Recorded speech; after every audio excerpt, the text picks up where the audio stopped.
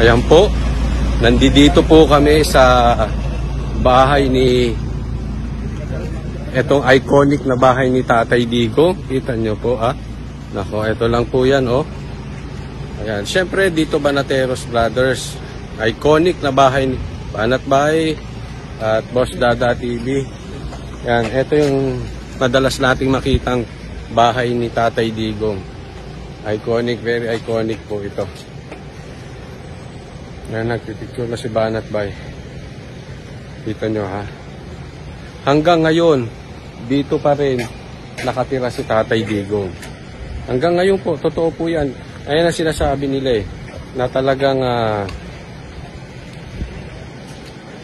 kahit labanan ng lifestyle check, hindi sila mananalo sa Duterte.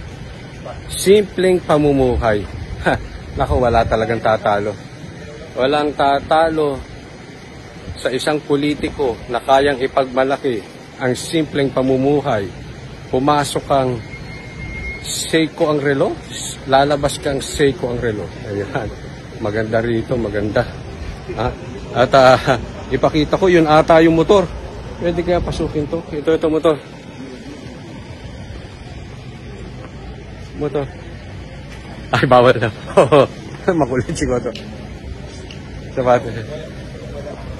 Ayan.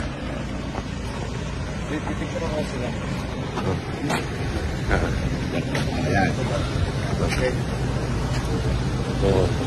Mahigpit sila pero maganda. Nakaka-proud po, nakaka-proud. Oo, grabe.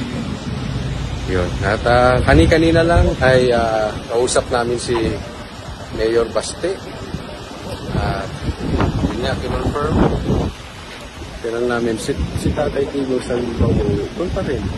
Sige, pa-picture kami. Pa-picture din ako. Picture mo ako. Pero naka-video ako Ayan, picture lang.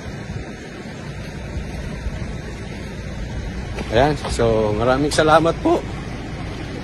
Next time, pupunta naman kami SMNI. Maraming salamat. God bless everyone. Banateros Brothers.